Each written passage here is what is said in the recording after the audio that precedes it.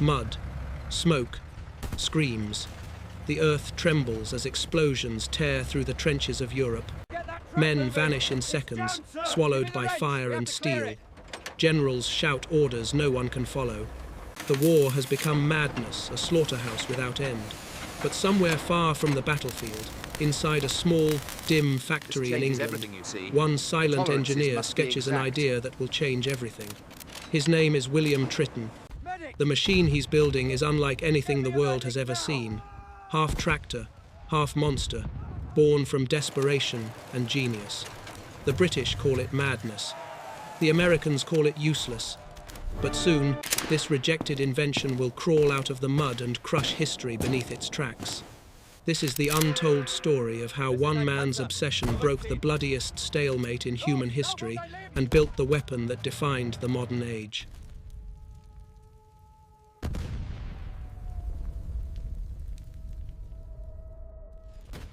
In the chaos of World War I, when Europe drowned in trenches and blood, one man's rejected idea would rewrite the future of warfare. His name was William Ashby Tritton, a quiet engineer from London, who would soon build the machine everyone called impossible. Born in 1875 to a modest family, Tritton showed signs of mechanical obsession before he was even a teenager. At 12, he dismantled the family's wall clock and left its parts scattered across the floor, only to rebuild it 3 days later with such precision that it kept time better than before. That small act of curiosity foreshadowed the mind that would one day create a weapon unlike anything the world had ever seen. By 16, he abandoned formal education, disgusted by Latin and philosophy when engines and iron were reshaping the modern world. He worked endless 12-hour shifts in a London workshop, learning welding, design, and the secrets of steel. His hands blistered, but his understanding of machinery became almost instinctive. In 1905, he joined William Foster and Company, a small agricultural firm that built tractors. Tritton's genius quickly transformed the company into a hub of innovation, producing stronger, more efficient machines that made him one of Britain's most respected engineers. But as Europe slid toward war in 1914, his obsession with engines was about to collide with the bloodiest stalemate in history. The assassination of Archduke Franz Ferdinand triggered an inferno that swallowed nations. Within months, the Western Front froze into a nightmare of trenches, mud, and barbed wire stretching from the English Channel to Switzerland. Millions died trying to cross a few hundred meters of open ground. Machine guns cut down entire battalions in seconds. Generals ran out of ideas. Humanity had reached a mechanical dead end, and that was exactly when the British Army came knocking at Tritton's door. In early 1915, he was summoned to London under strict secrecy. Military officials described their nightmare, how men could not move an inch without dying, how horses were useless, how no technology could break the line. They needed something new, something impossible, a moving fortress that could crush wire, crawl over trenches, and protect soldiers from bullets. Tritton listened, silent, eyes fixed on the blueprints. Most engineers would have said no. He simply nodded and went to work. Back in Lincoln, his factory transformed into a secret laboratory. Engines thundered through the night, welders sparked under flickering lamps. The first prototype, named Little Willie, was a disaster. It overheated, got stuck in the mud, and could barely move. Critics laughed. Officials lost faith. But Tritton didn't. He tore the machine apart and reimagined everything from scratch. One sleepless night, he had a revelation. What if the tracks didn't just run under the tank, but around it? A diamond-shaped vehicle with armor thick enough to survive gunfire and tracks long enough to cross any trench. It defied all logic, but he built it anyway. The result was monstrous, ugly, and beautiful, an iron beast unlike anything ever seen. They called it Mother. On a cold January morning in 1916, with generals and skeptics watching, Mother roared to life. The ground trembled.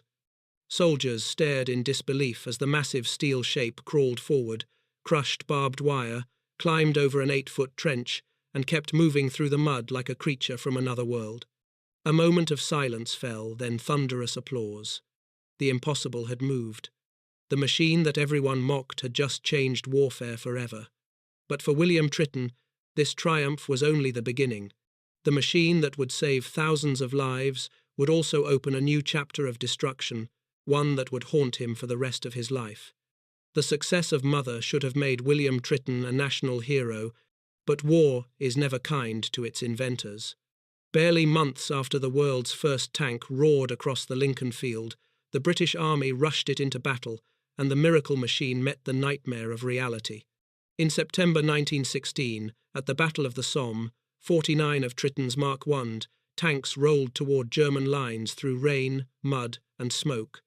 Engines failed, gears jammed, tracks snapped like paper. Only 9 reached their targets. 9! The rest lay burning in craters while the sky turned black with artillery smoke. Soldiers who had pinned their hopes on these armored beasts now watched them die like living creatures, bleeding oil and fire. Newspapers mocked them as steel coffins. Politicians whispered that the tank was a foolish toy, an expensive joke. Tritton read the reports in disbelief. He had built the impossible, yet his creation was being buried alive in ridicule. Still, the few tanks that did reach the German trenches terrified the enemy soldiers, dropped their rifles and fled at the sight of the crawling monsters. It was proof enough for Tritton. The idea worked. The failure was not in the machine, but in how it was used. Yet across the Atlantic, the United States sent inspectors to judge for themselves. In early 1917, Colonel Samuel Hough led an American delegation to England.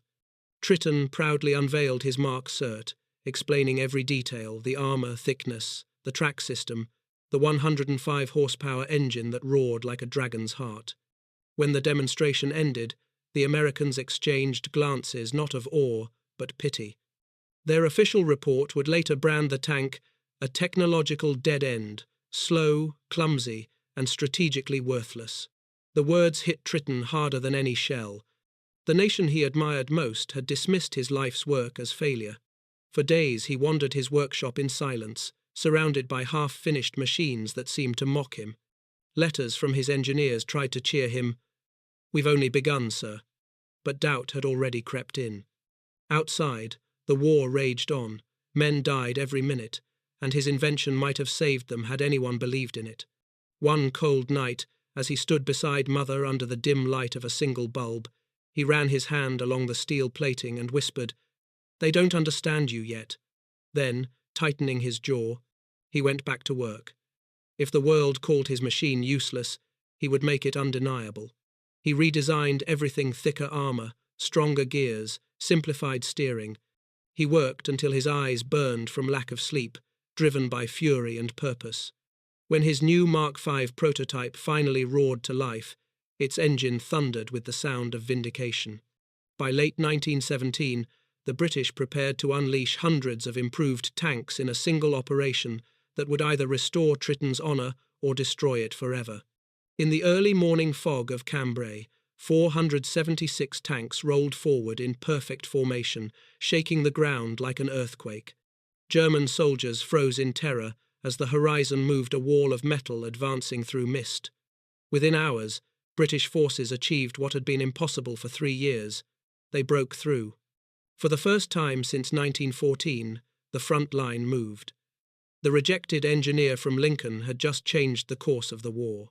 But as cheers rang through London, Tritton remained silent in his workshop, staring at his oil-stained hands. His creation had redeemed him, yet he knew what came next. The machine built to save lives was now perfecting the art of killing.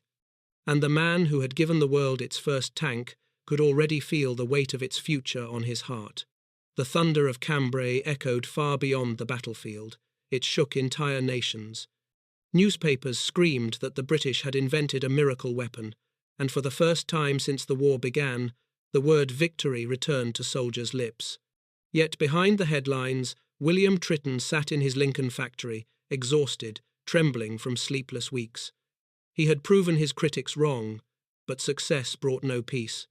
The War Office demanded more hundreds, then thousands of tanks, and everyone had to be better, faster, stronger. He lived among engines and welding sparks, his meals forgotten, his letters home unopened. His body thinned, his eyes hollowed, but his obsession deepened. He was not building machines anymore. He was building salvation. Across the Atlantic, the Americans who once called his tanks worthless now begged for his help. In the summer of 1917, a delegation from Washington arrived in Lincoln, carrying polite smiles and quiet embarrassment. They confessed their mistake and pleaded for British cooperation. Tritton, too tired for pride, welcomed them. Together they drafted blueprints for a new generation, the Mark 8 Liberty, a massive Anglo-American hybrid that fused British armour with an American heart, a 300-horsepower Liberty engine. It would be the largest and most advanced tank the world had ever seen. For months, Tritton worked side by side with foreign engineers, translating measurements, converting steel standards, sketching on napkins when paper ran out. The factory floor became a furnace of invention, thunderous engines, showers of sparks, men shouting over the roar of progress. At night he coughed blood into a handkerchief, but refused to stop. "Not until the last man leaves the trench," he told his foreman. His notebooks filled with endless redesigns, longer tracks, thicker plates, cooling vents to stop the suffocating heat inside the hull. Every problem solved meant another life saved, or so he told himself.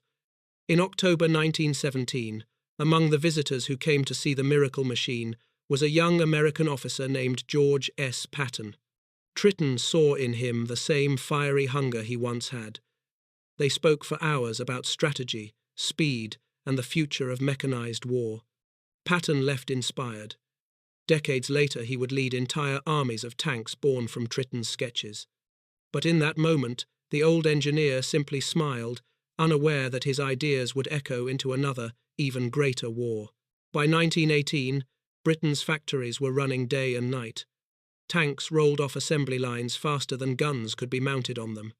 The Mark V and its elongated cousin, the Mark V Star, crushed every obstacle that had once trapped men in the mud. The nightmare of trench warfare was ending not because of generals, but because of gears and grease and one relentless mind in Lincoln. When the Battle of Amiens erupted that August, 500 Allied tanks thundered forward in flawless coordination with artillery and aircraft. German lines collapsed in hours. Observers called it the Black Day of the German army. To Tritton, it was the day his machine fulfilled its purpose. Yet watching the casualty lists, he understood the paradox he had created. Every advancement in protection was matched by a new weapon of destruction. Still, he pushed onward. When the armistice finally came on the 11th of November 1918, the guns fell silent, but inside Tritton's chest the engines never stopped. He stood in his factory among rows of unfinished tanks, knowing they would never see battle. Workers cheered, embraced, cried, but he felt only an aching emptiness. The world was free, yet haunted by the machine that had set it free.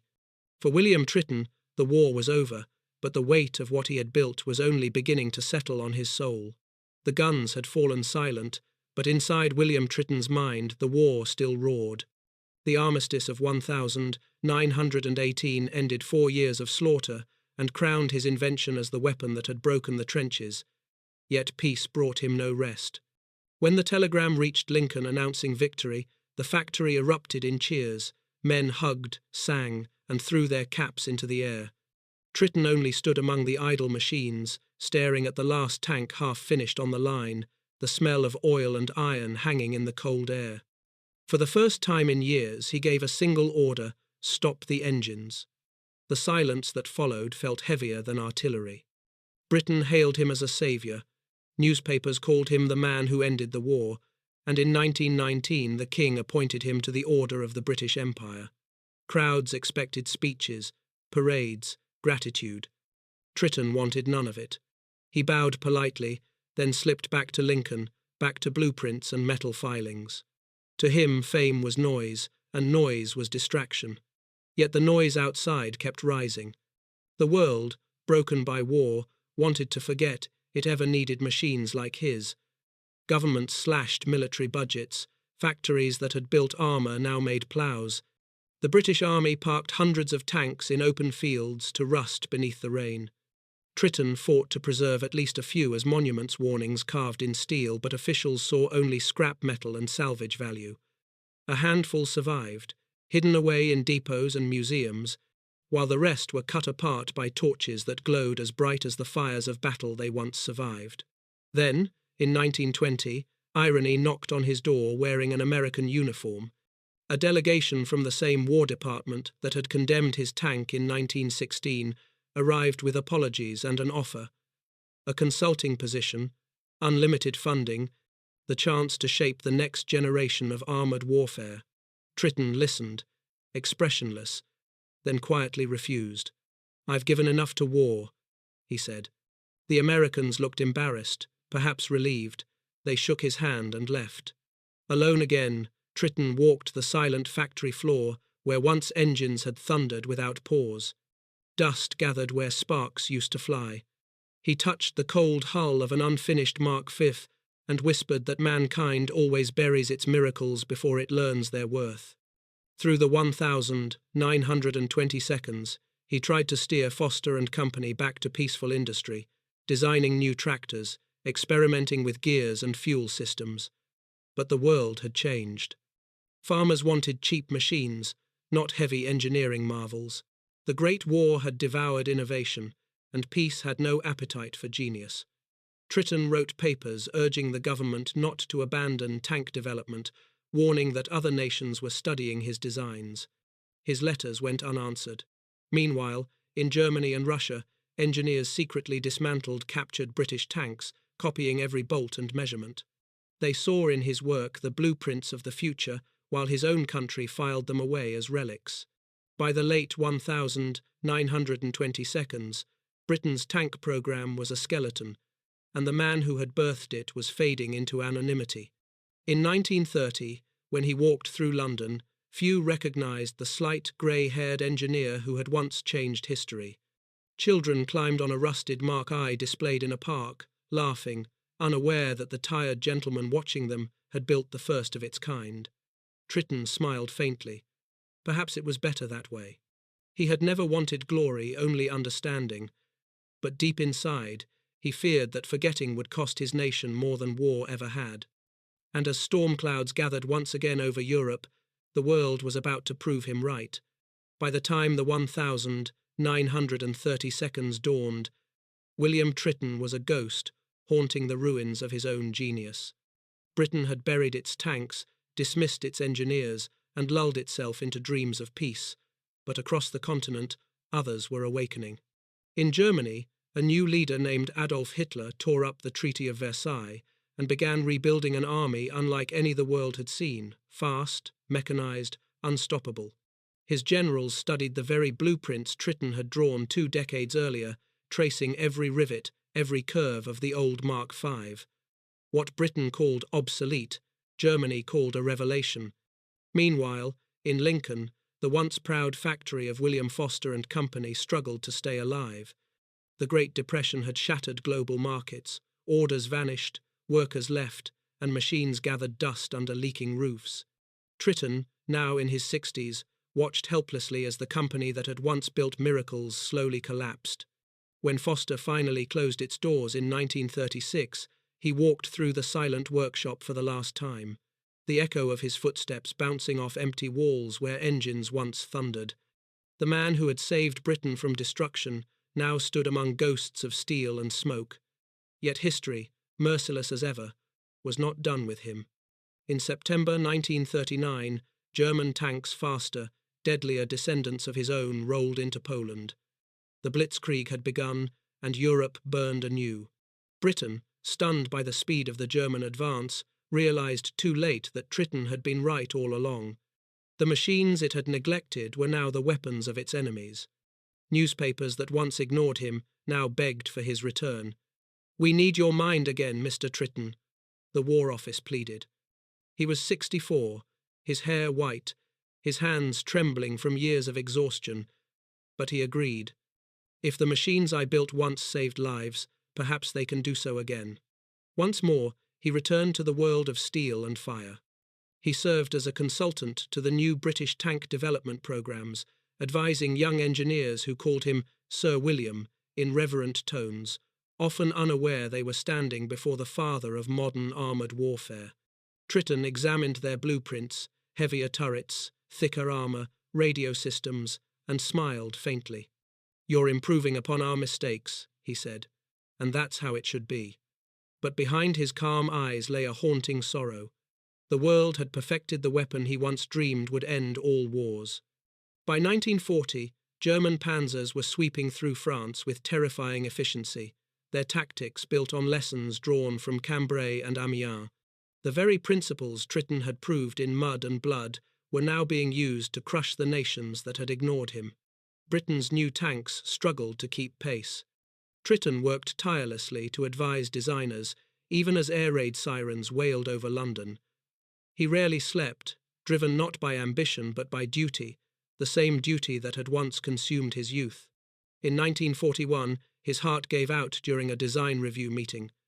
Doctors ordered him to rest, but he refused to stop while British soldiers were still dying inside machines born of his imagination. "I must see it through," he told them, clutching his chest. During his convalescence, he began writing his memoirs not of glory, but of burden. "I created something to protect men," he wrote, "and instead gave them new ways to die." Still, he continued consulting, revising, advising, guiding. When he saw the new Sherman and Churchill tanks in 1943 giants of steel roaring across the test fields, he stood leaning on his cane and whispered, "They are my grandchildren." The engineers laughed, not realizing he meant it literally.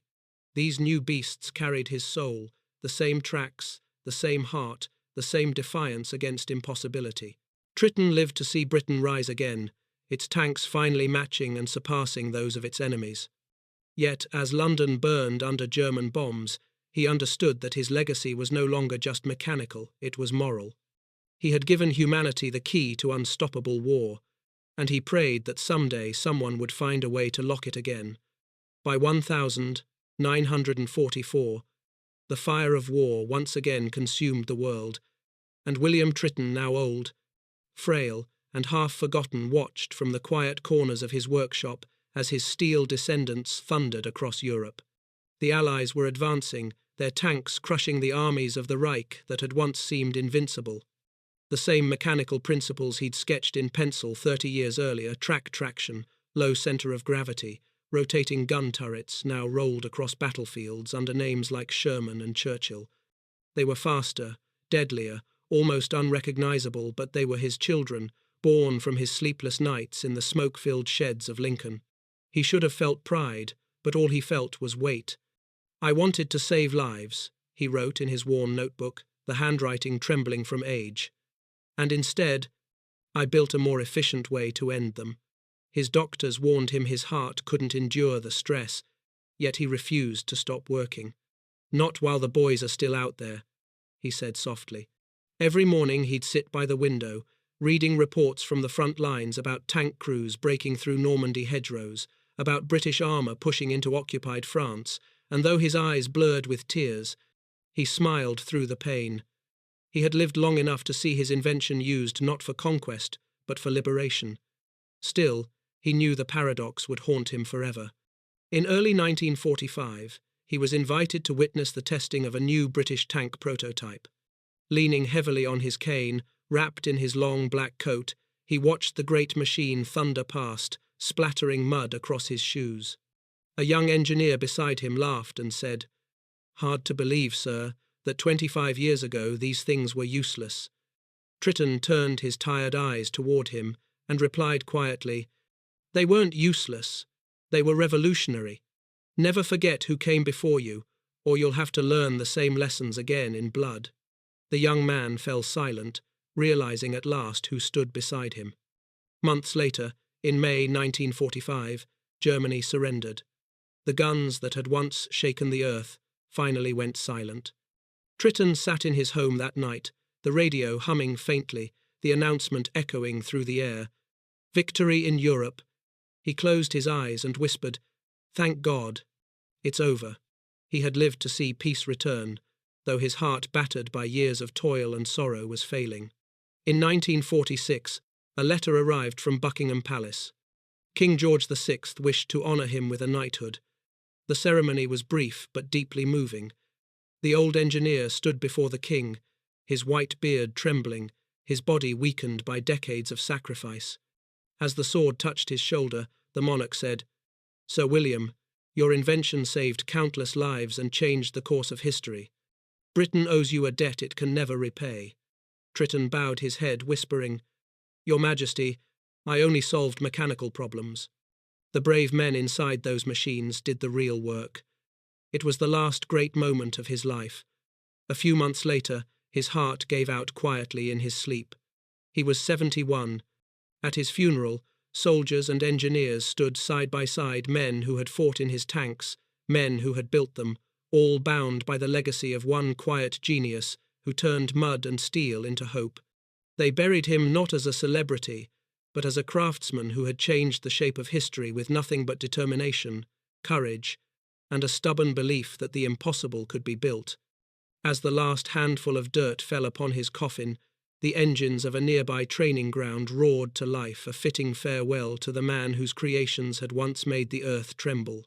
Decades passed, and the world that William Tritton helped forge continued to roll forward on the same steel tracks he once drew in chalk upon a workshop floor. The tank, once a crude box of rivets and smoke, evolved into a masterpiece of technology, faster, smarter, deadlier. Computers now guided the cannons. Lasers measured distance with mathematical precision. Armor, composed of layered composites, could shrug off the shells that once tore through his early designs.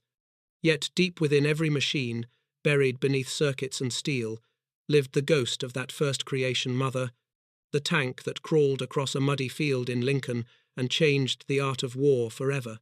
History books mentioned Tritton's name briefly, a line or two between battles and dates, but few remembered the sleepless man who had made the impossible possible. His hometown kept a small plaque. The Imperial War Museum preserved a single rusted Mark V. Tourists passed by, without realizing they were standing before one of humanity's greatest leaps in engineering. But his true monument was not in bronze or stone, it was in the way the world fought, built, and thought. Every modern army that thundered across a battlefield carried his signature. Every tank that protected a soldier or crushed an obstacle owed him a silent debt. And yet, the moral weight of his invention still hung heavy over the ages.